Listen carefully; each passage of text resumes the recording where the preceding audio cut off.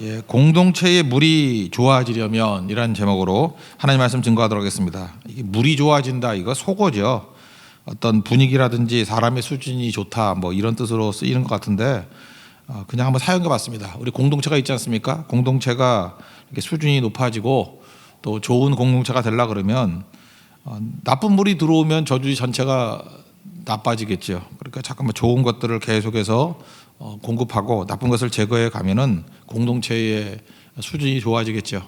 그런 의미에서 공동체의 물이 좋아지려면 그러니까 나쁜 거 제거하고 하나님 말씀대로 좋은 거 공급하면 된다라는 것입니다.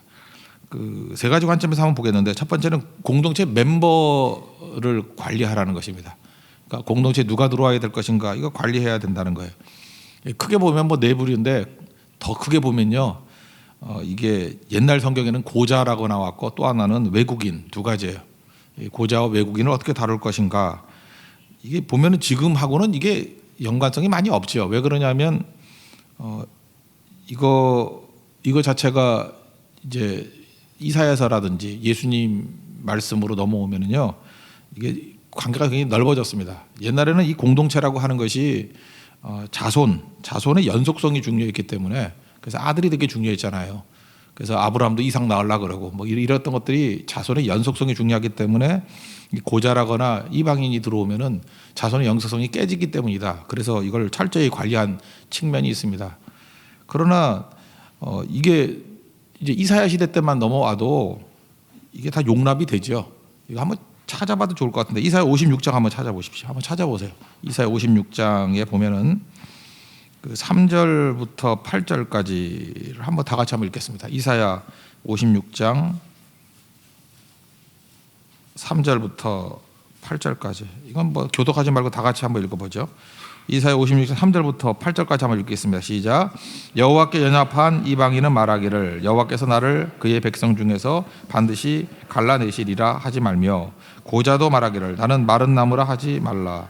여호와께서 이와 같이 말씀하시기를, 나의 안식일을 지키며 내가 기뻐하는 일을 선택하며 나의 언약을 굳게 잡는 고자들에게는 내가 내 집에서 내 성 안에서 아들이나 딸보다 나은 기념물과 이름을 그들에게 주며 영원한 이름을 주어 끊어지지 아니하게 할 것이며, 또 여호와와 연합하여 그를 섬기며 여호와 이름을 사랑하며 그의 종이 되며 안식일을 지켜 더럽히지 아니하며 나의 언약을 굳게 지키는 이방인마다 내가 곧 그들의 나의 성산으로 인도하여 기도하는 내 집에서 그들을 기쁘게 할 것이며 그들의 번제와 희생을 나의 제단에서 기꺼이 받게 되리니 이는 내 집은 만민의 기도하는 집이라 일컬음이 될 것임이라.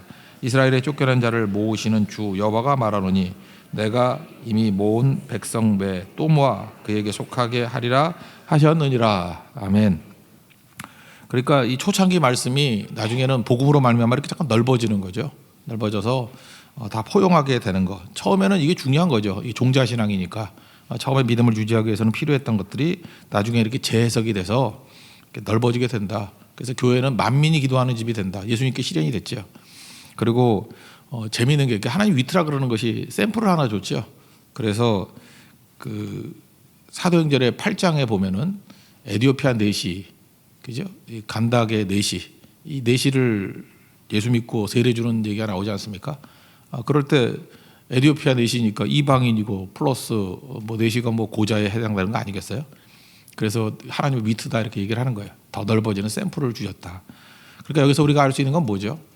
그러니까 성경을 한 부분만 보고 모세오경만 딱 보고 난 다음에 이걸 문자적으로 해석해 버리고 뭐 이것만 철저히 지킨다고 하는 사람들이 있겠죠. 성경 전체를 다 봐야 된다는 거예요. 이게 어떻게 변화가 되고 어떻게 넓어지게 되고 어떻게 품게 되었는지, 이게 굉장히 중요하다는 것입니다. 그래서 이방인이나 고자가 배척의 대상이 아니라 이제는 전도의 대상이고 품어야 될 대상이고, 여기도 보세요. 예배드리고 하나님 말씀대로 순종하면은 총회에 들어와서 하나님의 거룩한 공동체를 이루게 된다라는 것입니다. 그러므로 이건 뭐예요? 변화된 공동체죠. 교제권이 되게 중요하다는 것입니다. 교제권이 다시 우리 교회 중심으로 얘기하면 예배, 기도, 선교를 중심으로 새로운 교제권을 만들어 나가면 하나님께서 거기에 함께 하시고 축복해 주신다는 것입니다. 홀로 믿는 거 절대로 아니라는 거예요. 그래서 공동체의 물 관리 너무너무 중요한 겁니다. 멤버십 관리 잘해야 되는데 이게 누구 들어오고 안 들어오고의 문제가 아니라 변화시키는 능력이죠. 변화시키는 능력을 유지하는 그런 공동체가 돼야 된다는 것입니다. 이 교제권이 얼마나 중요한지 그냥 뭐 간단한 그냥 조크 같이 한번 얘기해 줄게요. 상상으로.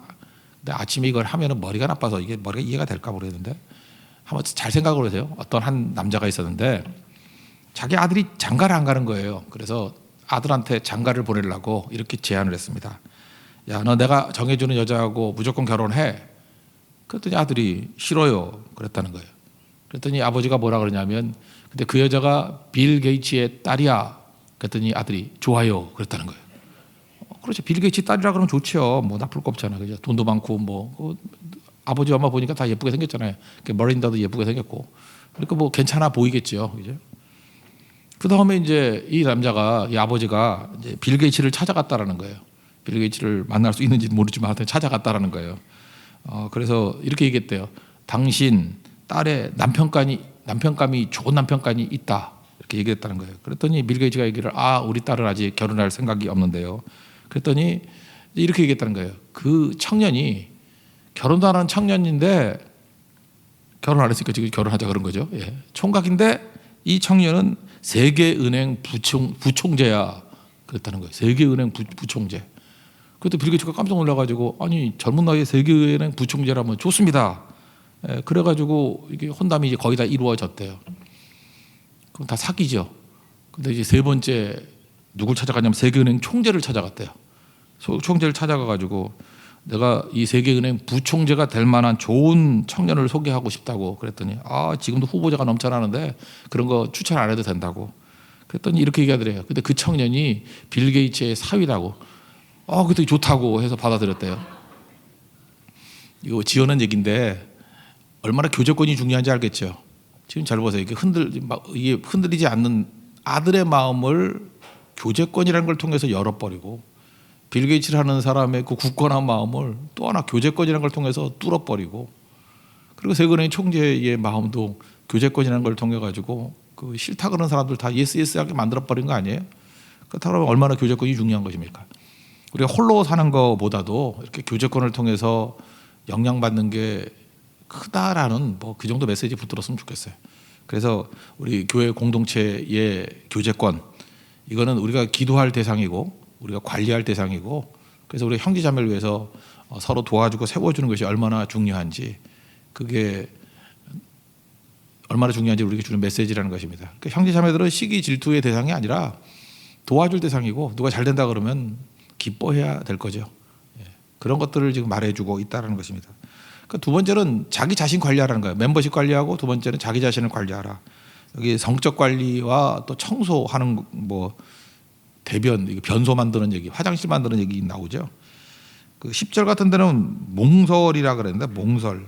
뭐 주석들 보니까 주로 뭐에 가까운 거냐면은 뭐 이런 얘기가 되네. 자유행위 뭐 이런 거하고 가까운 것 같아요. 성경은 이걸 죄라고 얘기는 하지 않고 이렇게 혼자서 막 그 하는 거 있잖아요. 그 죄라고 얘기하지 않고 성경은 죄는 아닌데 그 쓰는 용어가 있어요. 부정하다.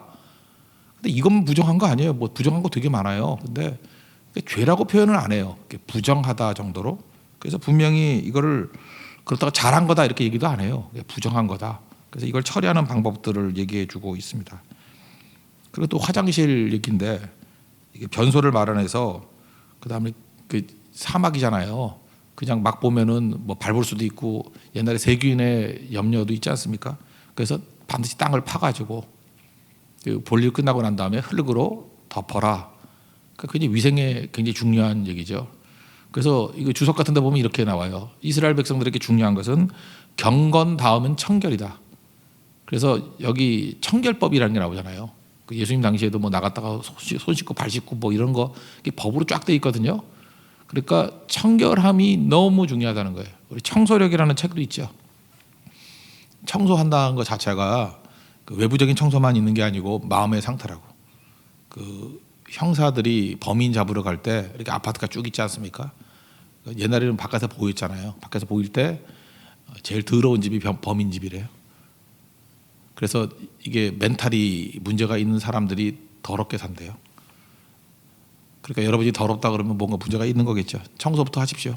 알겠죠? 이게 되게 중요한 거예요.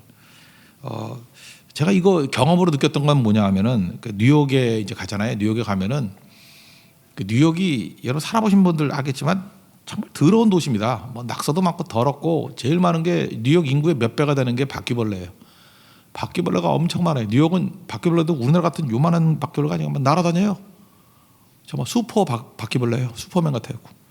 그래서 바퀴벌레가 되게 많은데 그래서 호텔에서도 동양 사람들 가면 깜짝깜짝 놀랄 때가 많아요. 막 변기에서도 막 바퀴벌레가 나오고 막 그래요. 바퀴벌레 너무 많아가지고. 그래서 조금 이렇게 목사 같은 사람을 좀 대접해 준다 그러면은 어디다가 호텔을 얻어주냐면 그 그레인넥이라고 그쪽으로 옮겨서요. 굉장히 그 맨하탄에서 떨어져 있는데 꽤 떨어져 있는데 그레인넥 한 2-30분 걸릴걸요. 거기에 숙소를 많이 얻어줘요. 그래서 전 생각할 때 이렇게 먼데 뭐하러 얻어주냐 이렇게 멀리서 숙소를 잡나 이런 생각을 했는데 이유가 뭐냐 거기가 유태인들 사는 지역이에요. 근데 이 그레인넥이니까 뭐예요? 큰 목.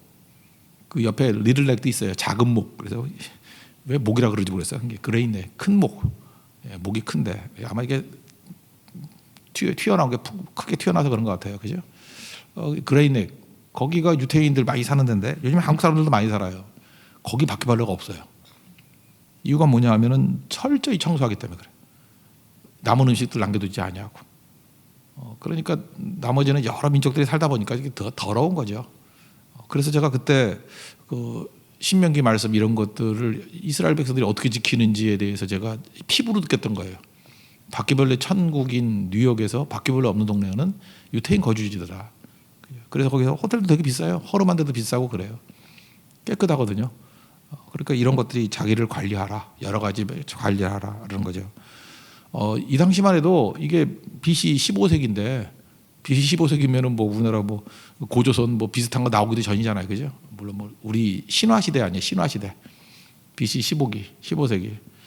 그때에 벌써 세균이란 개념도 여러분 중세 때만 해도 세균이 뭔지 몰랐잖아요. 그래서 감염으로 다 죽었잖아요. 뭐 그런 거 모르십니까? 수술할 때 수술만 하면 여자들이 많이 죽어. 그러니까 이게 세균 개념이 없었죠. 그래서 막 죽고 그러던 시대인데 그게 뭐 17세기, 18세기까지도 그랬어요. 근데 지금 BC 15세기 때 세균이란 말만 없지 이런 전염성에 대한 것들 지금 이해하고 있는 거 아니에요. 손 씻고 와라. 그죠? 이게 전염의 위험성이 있으니까 볼일 보고 난 다음에 땅에 묻어라. 흙으로 묻어라. 지금 그냥 뭐 사막에서 일종의 수세식이겠죠. 철저히 하는 모습들 이런 것들을 우리에게 말해주고 있습니다. 이것도 영적으로 해석한다 그러면요. 영적으로 우리가 전염되는 것들이 있죠. 그 정탐꾼 얘기를 통해서 알 수 있는 거와 마찬가지로 두려움 전염돼요. 한 사람 두려워하면 다 두려워하고요. 한 사람 염려하면 염려 다 전염이 되고 이런 거 끊어버릴 줄 알아야 되겠죠. 그래서 철저히 공동체 안에서는 두려움을 나누면 안 되고요. 염려를 나누면 안 되고 그 믿음을 나눠야겠죠. 믿음을. 여기 서원에 관한 것도 마찬가지예요. 하나님께 다 맡긴 인생은요.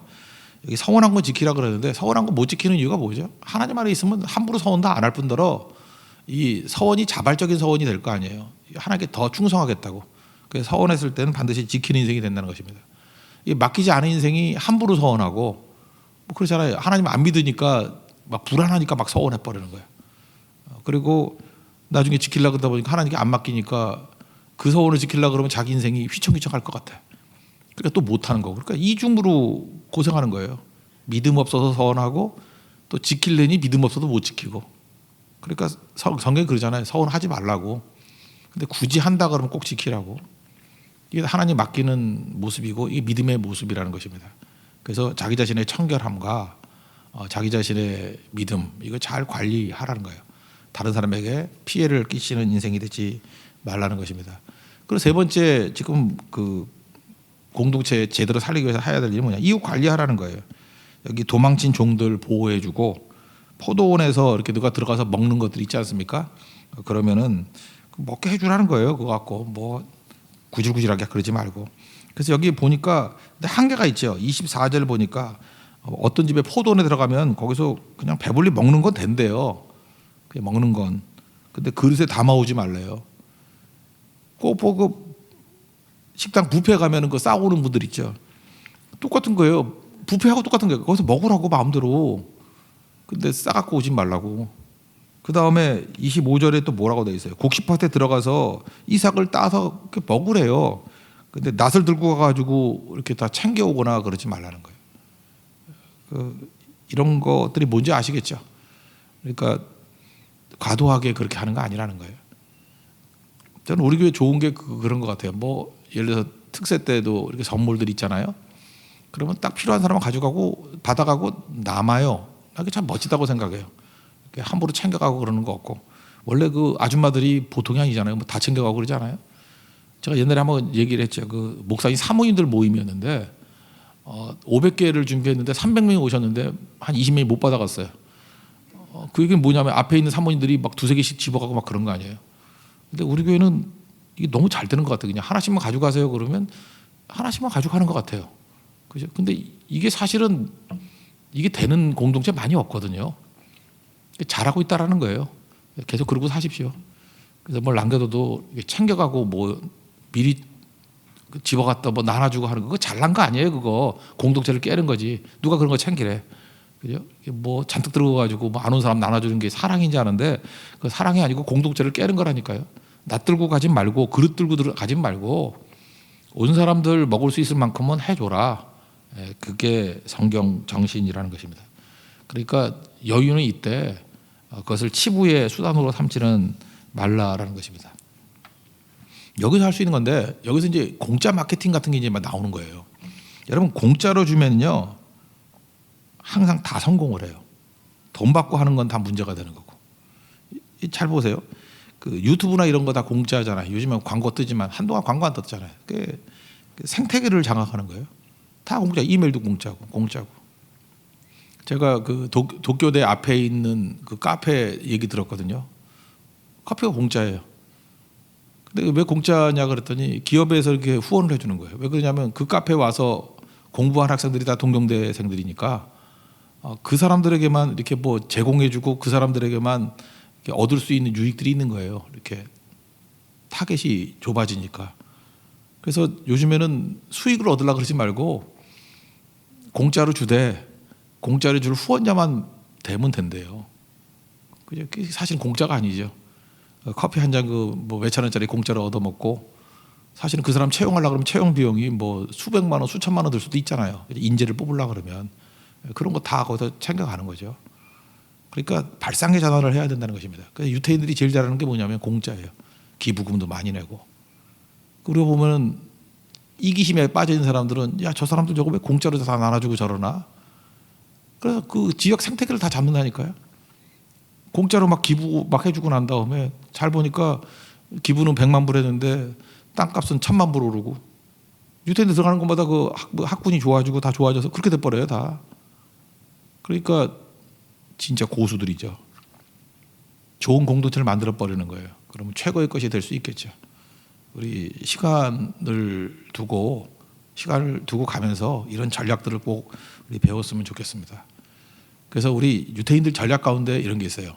허실 전략과 강약 전략이 있어요. 이게 무슨 얘기냐면은 전쟁을 하거나 싸울 때 장사를 할 때 누구나 현재 시점에서는 허가 있고 실이 있죠. 실은 뭐예요? 내가 좀 강한 거, 내가 이렇게 좀 그 우위를 가지고 있는 거. 그래서 실한 부분에서만 싸운대요. 허한 부분은 감추거나 안 싸우고. 그래서 전쟁을 해도 자기가 원하는 데서 싸워야 되죠. 토끼와 거북이가 있다 그러면 거북이는 어디서 싸워야 돼요? 바다에서 싸워야지. 육지에서 싸우면 지죠. 그러니까 자기가 원하는 데서 싸워야 돼요. 그리고 자기가 잘하는 걸로 싸워야 돼요. 그러니까 달리기로 싸우면 안 되고 수영으로 싸워야 돼요. 그러면 백전백승이죠. 그러니까 실이라는 게 뭐냐면 내가 현재 쓸 수 있는 자원들, 장소 그걸 가지고 싸우는 거예요. 그래서 허실 개념이에요. 바보는 허세죠. 허세. 허한 곳에서 싸워요. 그럼 백전백패죠. 그러니까 허실을 따지는 거를 굉장히 중요히 여기는 거예요. 그래서 이기는 싸움만 하는 거예요. 지는 싸움 안 하고 항상 이길 때 싸우는 거예요. 이순신 장군이 허실에 강했죠. 23전 23승을 했던 이유가 무엇입니까? 불리할 때는 안 싸워요. 그리고 확실히 이길 수 있을 때만 싸우고 그거 아니면은 이거 외에는 답이 없을 때 그래서 그 명랑 같은 전쟁 그거는 뭐 싸워야죠. 그것도 이겼죠. 그래서 그렇게 허실 개념이 이순신 장군한테 정확히 있었던 거예요. 유태인들도 그게 있어요. 그럼 허실 개념은 현재의 내가 강한 것과 약한 거 그런 거예요. 그럼 강약 개념은 뭐냐면 이건 시간이 있는 거예요. 내가 이제 약한 것이 강하게 되려고 그러면 훈련이 필요하죠. 이건 오랜 시간이 걸려요. 1년, 2년 걸리는 거예요. 약한 건 강하게, 강한 건 더 강하게. 그래서 강약 개념은 시간 개념이에요. 이건 짧게 되는 게 아니에요. 그런데 이 강약 개념을 모르고 이걸 빨리 해버리려고 그러죠. 다이어트는 허실이에요. 강약이에요. 이거 강약이죠. 다이어트로 어떻게 며칠 만에 해. 그래서 1년 계획을 잡고 2년 계획을 잡고 하는 것들, 몸을 건강하게 유지하는 것, 이렇게 운동하는 거, 이런 건 강약 개념이라고. 그래서 1년이고 2년이고 텀을 둬서 강하게 만든다. 이게 있는 거고, 허실 개념은 지금 있는 자원을 가지고 어떻게 배분해서 싸울 것인가. 이게 지금 율법에 나오는 굉장히 중요한 정신들이라고요. 예를 들어서 우리가 지난번 고성선교를 갔습니다. 고성선교 갈 때의 개념은 뭐예요? 허실 개념이죠. 우리 교회는 예를 들어서 뭐 방학 때도 아니니까 젊은이들이나 청소년들은 많이 못 가요. 그게 우리 허지요, 허. 실은 뭐예요? 우린 전 세대가 다 있잖아요. 다 있고. 그러니까 유아들은 또 학교 안 가니까 가잖아요. 유모차. 예. 그래서 유모차보다 들이댄다? 그럼 문 열어준다. 안긴다? 그러면 할 수 없이 듣는다. 듣다 보면 웃는다? 변화된다? 교회 온다. 이렇게 되는 거 아니에요. 그죠? 이거는 실이죠. 실. 허실 개념은. 그 다음에 또 하나가 어때요? 전체적으로 다 같이 모여놓으면 예배 중심이 되니까 예배 중심에 나이 관계 있어요? 없어요? 아무것도 관계없죠. 성도로서 참여하는 거니까. 그리고 뭐 노래도 다 같이 뭐 다 부른다 그러면 못하는 사람이 많을 건데 대표로 뭐 한두 명만 한다. 2인번만 한다. 그러면 잘하잖아요. 그죠? 뭐 이렇게. 그게 허실 개념이에요. 현재 자원을 가지고 최대한 효과를 뽑아내는 거. 근데 이거에 머물러 있어가지고 계속 이렇게 하면 되나요? 아니죠. 이제 더 많은 초신자들도 전도해야 되고, 그죠? 청년들 전도해야 되고, 남자들도 전도해야 되고, 초청남. 이거는 뭐예요? 강약 개념이니까 시간을 두고 우리가 계속해서 집중해야 되는 거고. 근데 이 강약 개념을 허실 개념으로 보고 이 시간이 걸리는 것 같고 낙심하게 되죠. 우리는 뭐 남자가 없어, 우리는 뭐 초신자가 없어, 우리는 뭐 젊은이가 없어.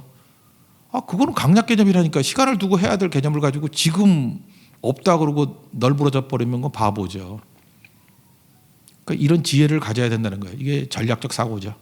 이게 되게 중요하다는 것입니다. 그래서 당장 해야 될 것들 실로 싸우십시오. 그리고 장차 길러야 되는 것은 강하게 만드는 거예요. 그래서 이순신 장군은 명량에서는 12척밖에 없으니까 12척으로 싸운 거죠. 자기 조건을 위해서 그 지형적인 유리함을 가지고. 그건 실한 전략이에요. 그러나 거기서 머물렀나요?